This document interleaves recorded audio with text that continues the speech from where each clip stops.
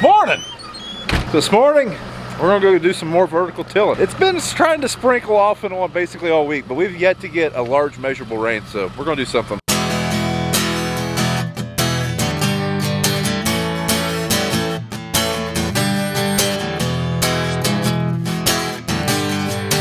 I guess we did get like 5/10 the other day, spread out over 2 days, but the ground we're going to is very sandy and very gravelly. We're going to run today, maybe tomorrow, and then over the weekend we're going to hook up the tile plow and start tile plowing. So it looks like next week we got about 6 good days, and hopefully we can get the pipe that we have over at the field into the ground. The field we're going to tile, we've already got 8 rolls of 4-inch pipe over there. Like to get those in the ground, and then we can, get back to farming. If you're new to the channel, we have a Soil Max 3-point mounted tile plow. We tiled out like 30 acres last year, seen a huge return on investment just in that first year. So really want to get that pipe in the ground while we can. If nothing else, we might have to plant, save that field for last, and then put the pipe in the ground. So Dad and BJ, they drug over this field cultivator, that ground we've been cleaning up with the D8. We're gonna drag that through it, but when we got over here, we discovered that all the lift cylinders are blowed out. Sometimes you get lucky at an auction, and well, sometimes you don't. Good thing we didn't pay much for it. But hey, it's got new tires.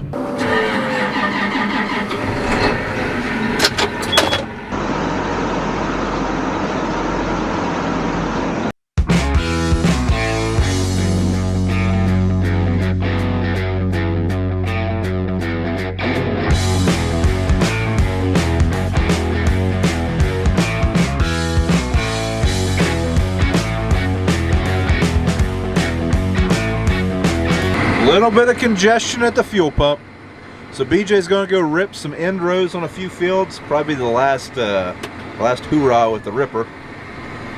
Try to get some of that done, and I'm going to run over some corn stalks over here.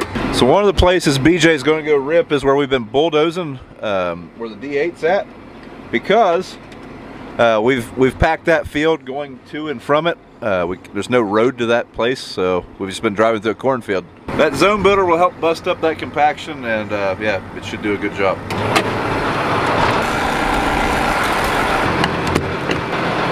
This is going to take a while. So the big Deere has a sight gauge for fuel, and we're about full, finally. So we weren't empty, we had about maybe a little over 1/3 of a tank, but we're pretty full now. We'll use it when we start stripping with this thing, or strip tilling. We burned through some fuel. Turn our lock valves so that we are good to go.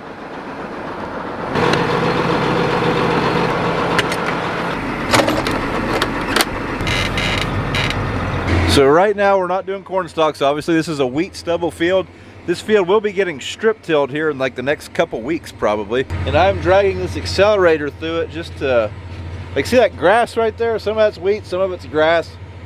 Well, the strip tilled, it will not close up real well in that grass. It's just there's so many roots and stuff from that grass. So I am trying to chop it up a little bit, hoping maybe that'll help. And Dad's going to spray it before we strip till it, and maybe that will, help that stripper run through that grass and those roots and kind of close up the strips. Last year when we'd hit this, you couldn't even really tell a strip till ran through it. There would just be a slit in the ground, and the sod would just be laying on top of it. So, but this really isn't doing a whole lot. It's not really cutting up that grass very much, but it is slicing it. It's just falling right back on it. So maybe it'll grow back before they even get to it. I don't know. Thought we'd try it. All right, now we're going to start on this field. This field's 150 acres. It's going to take us a minute or 10. Might even take us 6 hours, but this is what we're going to do.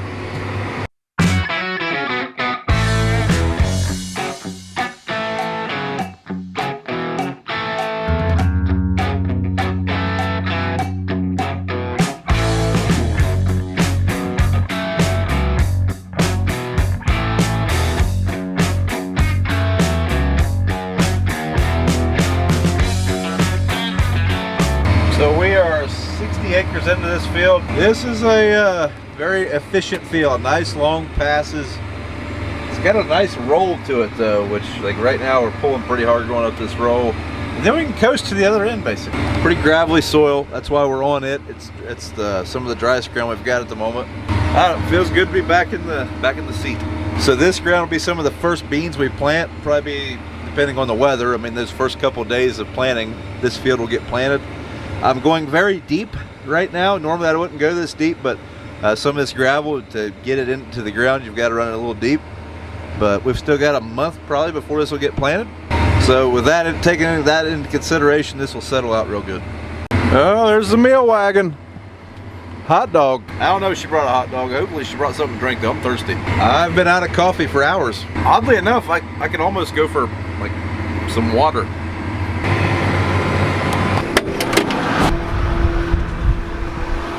Hi. Hi. So I figured I'd walk out here and check a couple things. I just want to make sure it looks like we're evenly in the ground on the wings and on the ends, and it does. That's good. You want to make sure you have your bar level and equally applying force on the wings and the center, and yeah, it looks like we're doing pretty good.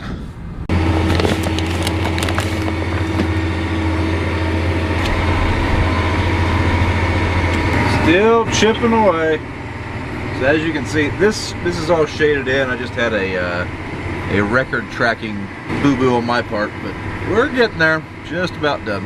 Now it is trying to rain, and I'm taking a kid to Little League practice, but we'll at least finish this up. So right now the videos are like 2 or 3 videos behind. Just depends. I'm trying to put out 3 videos a week, so sometimes when I look at the radar or the forecast, I'll be like, it's going to rain all week. Videos get, you know, spread out a little bit. So this was the first video that just went live today. This is Friday the 25th. First video where I used this camera. This is a Insta360 camera. So if you're new to the channel, I absolutely hate GoPros. Have one right there, but they let me down time and time again. Last time my GoPro let me down, a fellow I've got to know from the YouTube community, another farmer, Freedom Farms, look him up. He recommended this Insta360 camera, so it's like, you know what? I've spent $400 on dumber stuff, so I bought one. And that's how you're seeing some of these different shots that you're not used to seeing, like where the tractor looks like it's got a drone following it. That's all from that camera. It films in 360 degrees, and then it uses a software program and splices all that footage together. It's pretty neat. It's pretty cool. Yeah, so that's how you're seeing some of that. I had a few people in the first video where that camera was used asking how I was doing that or what the camera was. That's what it is. But yeah, kind of a neat new piece of equipment, but I don't know how much we'll use it, but it will get used from time to time.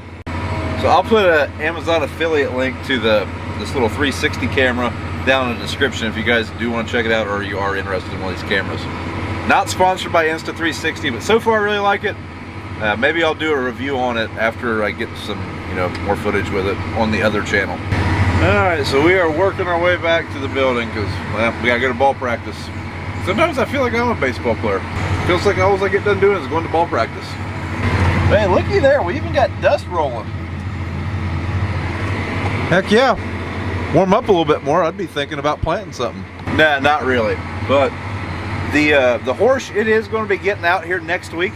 Hopefully the weather stays fit. We got some guys coming down from Paul Martin & Sons, the dealer we bought this thing at. And they're going to help me get it set up so that when, it is go time, I know how to use that thing. Because I've never used an Avatar, never ran one. I'm sure it's not too complicated, but, that's kind of the services you get when you buy something new. Usually someone will come out from the dealership and help you get going. We'll just park this thing in the new loop barn, but we are going to seal that concrete. Well, we were washing it the other day. And we haven't sealed it yet, and right now it's pretty clean, so I don't want to, track mud all over that concrete or dirt. We're going to put it in the combine shed. Now this machine will not quite completely fit, so the accelerator itself will probably be sticking out, but the tractor at least be inside. So Dad took the sprayer home. It is actually supposed to snow, or have snow flurries tonight, so it's going to be very cold. Didn't want that sprayer to crack. Because, those fittings all have water in them, and yeah, they could bust. Now, we've had 28 in it. That was what was ran last, so it would probably be okay. But we got a heated building with nothing in it, so didn't really want to risk it. There was no biscuit to risk it for. But yeah, it won't be long, though. We'll be trying that thing out. I've been telling people all along, we're either going to love it or hate it. Hopefully, we're going to love it. Almost forgot my Sprite. Cheers.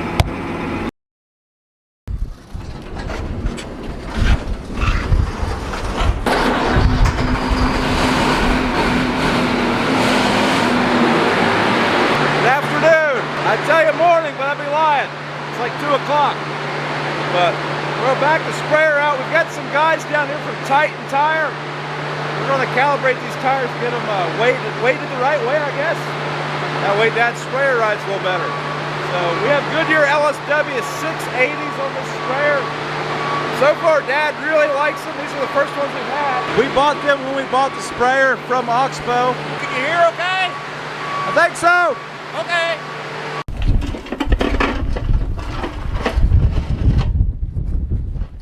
I'll be anxiously awaiting seeing it. It'll be a couple days.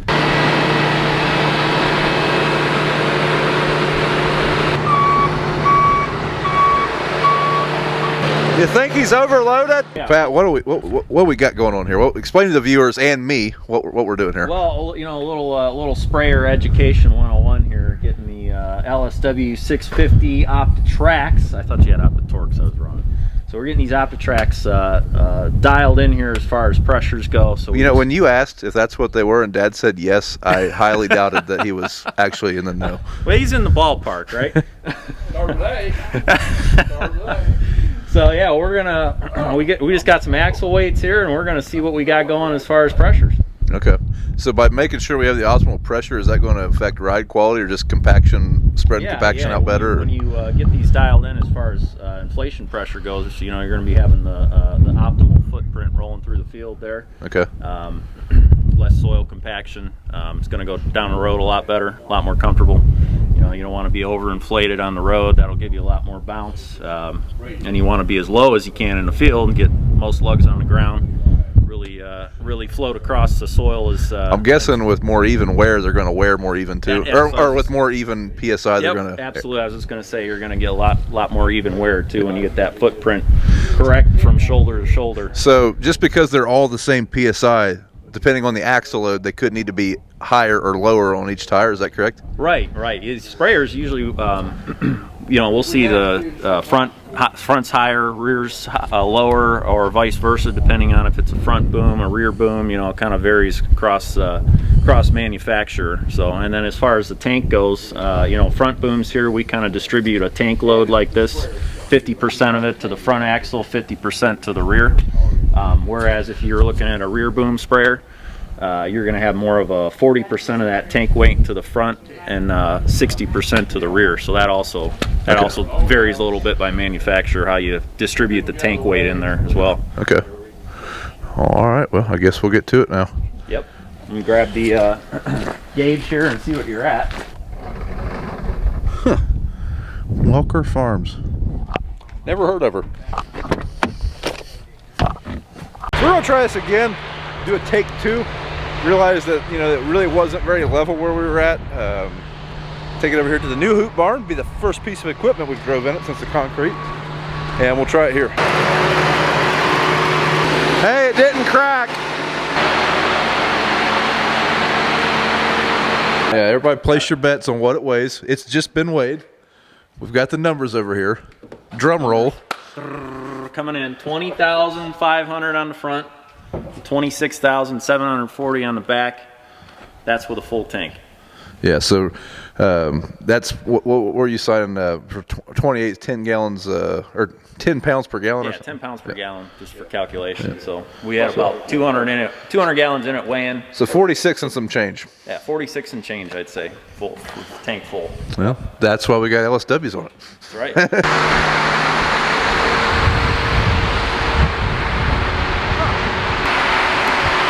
So right now we're flipping the sprayer around with the boom out. This is how realistically this sprayer is going to be weighted going down the field. With the boom in the cradle, you know, we had a little bit more weight in the back. As it turns out, our sprayer fully loaded with fuel, water, rinse water, we're actually very close to being overweight. So we're trying to see, you know, how this thing actually looks. By overweight, I mean overloaded for these tires.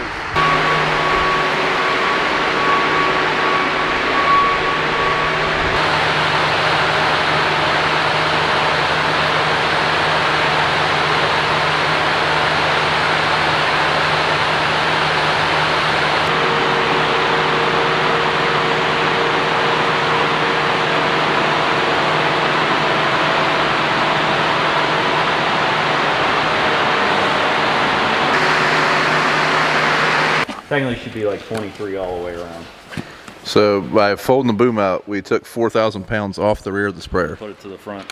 Okay. You can tell when you fold them, Yep. So how close to being not overloaded are we now? I mean, you're better on the rear, and I guess better all the way around. So unless Okay. you go down the road, you know, fully loaded with the booms folded in, that's Yeah, we don't do that. never. No. What learn here is if you're going to go down the road fully loaded, have the booms extended, right? Yes. Exactly. Yes. Yeah. Got it. Yeah. Hope you clear everything. Note. I can turn the valve or move that valve back there and level it up. It's level now, maybe a little bit lower in the front. Oh, so you can sink the rear suspension a little I bit. can change it. So with these these weights we just took, we're able to calculate what our max PSI is going to be. So we've got our axle weight for the front and back, correct? This is the front Okay. axle weight. Because that's the loaded axle weight. With the booms extended loaded, you'd be at 24,340. Okay. So yeah, this is our tire pressure calculator, tirepressurecalculator.com. You just go in there, plug all that in, calculate, gives you 23 PSI. Oh look, we even got the KPA for the weird people. So on JCB. we just found out that on this wheel, on this LSW wheel, there's an H right here etched into that wheel. That means that's the high spot of the wheel, right? Yep, that's the high spot. They measure that little laser, find that, and then they measure the tire as well for the low spot, and they brand that in. You can see that little LSW branding. And that means that's the Mount 'em lowest up. spot of this. Match them up, and you've got it optimized for a ride and roundness. Yep. Okay, that's pretty interesting. I did not know that. I didn't even know that H was there, and we've taken these on a few times. I actually found you gotta look close, but it's up here too. So I'd say all of them are.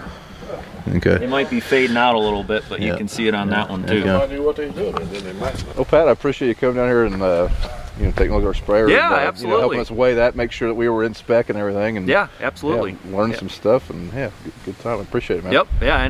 Like I say, anybody that needs us to come out and optimize the equipment, LSW on it, any of our conventional Titan Goodyear products, we're available. There's guys like me across the whole country. We'll get Is that there something and like take care of you. Can you find that information on the Goodyear website or Titan website or through a Titan dealer, or how's that? Yeah, I'd say find a local dealer. They'll Okay. be able to get in touch with us. Customer service, I get a lot of calls that customer service pushes my way too. So Okay. if you call our customer service line, they'll know who to route it to based on where you're at. So All right. Well, hey, I appreciate it, man. We'll let you get on the road here. yeah, absolutely. Thanks. Well, the good news is our water line works. So right now we are just cleaning out this barn so we can seal it. So when they saw cut the concrete, there's just dust everywhere. And we got a couple low spots. So BJ's walking behind Dad with a squeegee. Doing a fine job, he is. Hey guys, thanks for watching today's video. Don't forget to check the links in the description if you'd like any Brown Farms merch. Interested in an ag leader system, looking for some chem, all sorts of good stuff down there. And we'll see you in the next video.